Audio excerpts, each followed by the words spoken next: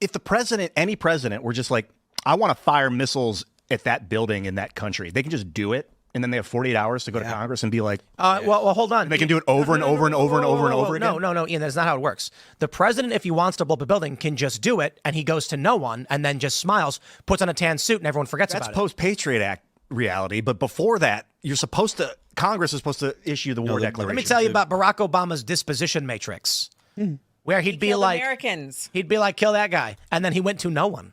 And no one did anything about it. They didn't do anything because he was first black president. You couldn't be on the wrong side of history by disagreeing with him. The reason I'm bringing this up He's is just straight up killing people. He was, and Americans at that. I mean, obviously the guy was, hanging out with Al Qaeda, but he was still an American citizen. The way that Trump is not even dangling Anwar, it. his kid.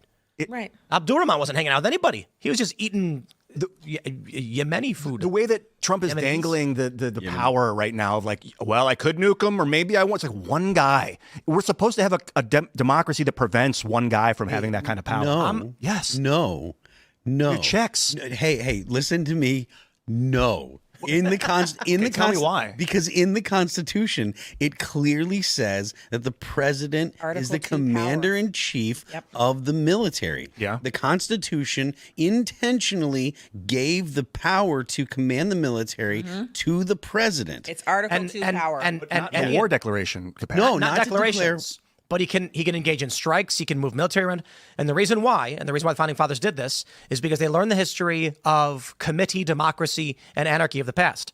Great examples throughout history of when committees were gathering, like, we've been invaded, what should we do? Senate meeting, and they all run together, and then their cities are being ransacked. And 3 weeks later, they're still meeting at the table while everything's going wrong. Right. So that's why he can respond immediately, because the president is the only one who gets the highly classified briefings on a daily basis or every other day or whatever schedule he sets, where he gets intel briefings on what's going on around the world.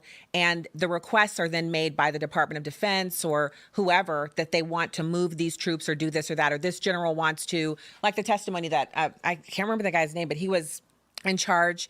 He had been called on the carpet by a bunch of female congresswomen, and they were upset with him because he gave the order to kill 200 mercenaries that were in between our operators and their targets in Syria. And he said, yeah, I gave the order and we eliminated them because they were mercenaries and they're affiliated with no other military, so we were not required to give any notice. We wiped them out because they were in our way. Next question. Well, he was able to do that because he'd been given authorization, and that was the rules of engagement and how far he could go set by every president. Like President Trump authorized the dropping of the MOAB during his first term.